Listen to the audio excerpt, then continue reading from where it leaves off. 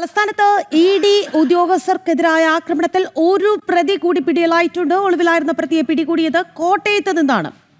ഇതോടുകൂടി പിടിയിലായവരുടെ എണ്ണം 8ആയി. വിവരങ്ങളുമായി തലസ്ഥാനത്ത് നിന്ന് വിനീഷ് ചേരുകയാണ്. വിനീഷ്, 8 പേരുടെ അറസ്റ്റാണ് ഇതിനോടകം തന്നെ രേഖപ്പെടുത്തിയിട്ടുള്ളത്. അതും ഏറ്റവും ഒടുവിലായി പിടിയിലായത് കോട്ടയത്ത് നിന്നാണ് എന്ന് പറയുന്നു. അതായത് അത്രത്തോളം പ്രതിരോധം തീർത്തു CPM. ഒപ്പം തന്നെ ചെന്നിത്തല പോലീസ് എന്തേ ഇത്തരത്തിൽ അറസ്റ്റ് വൈകിപ്പിക്കുന്നു എന്നുള്ള ചോദ്യം കൂടി ബാക്കിയാവുകയല്ലേ?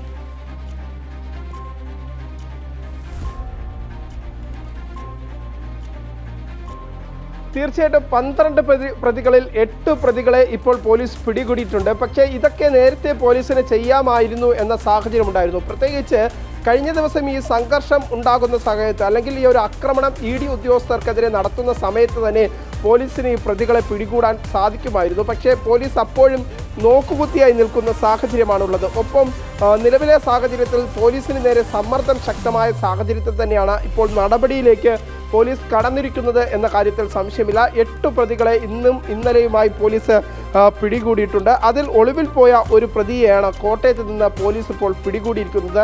എന്തായിരുന്നാലും നിലവിലെ സാഹചര്യത്തിൽ ED ഉദ്യോഗസ്ഥരെ ആക്രമിച്ച പ്രതികളിൽ പ്രത്യേകിച്ച് CPMന്റെ പ്രവർത്തകരെ മാത്രമാണ് ഇപ്പോൾ പോലീസ് പിടികൂടിയിട്ടുള്ളത്. അതേസമയം തന്നെ നേതാക്കളായി നിന്ന പ്രതികളായിട്ടുള്ളവരെ ഇതുവരെയും പോലീസ് പിടികൂടാത്ത സാഹചര്യമാണ് നിലനിൽക്കുന്നത് എന്നതാണ് പ്രധാനപ്പെട്ട കാര്യം.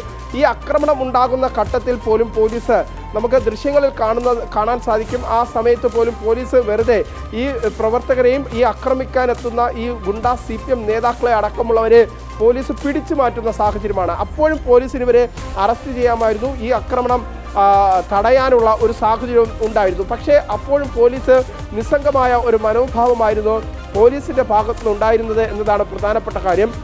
നിലവിലെ സാഹചര്യത്തിൽ കൂടുതൽ സമ്മർദ്ദം ഉണ്ടായ സാഹചര്യത്തിൽ തന്നെയാണ് ഇപ്പോഴത്തെ ഒരു അറസ്റ്റിലേക്ക് പോലീസ് നീങ്ങുന്നത് എന്നതാണ് നമുക്ക് മനസ്സിലാക്കാൻ സാധിക്കുന്നത്. അല്പസമയത്ത് മുമ്പാണ് ഒരു പ്രതിയെ കൂടി കോട്ടയത്ത് നിന്ന് പോലീസ് പിടികൂടിയിരിക്കുന്നത്. അങ്ങനെ കേസിൽ 8 പേരെയാണ് പോലീസ് ഇപ്പോൾ പിടികൂടിയിരിക്കുന്നത്.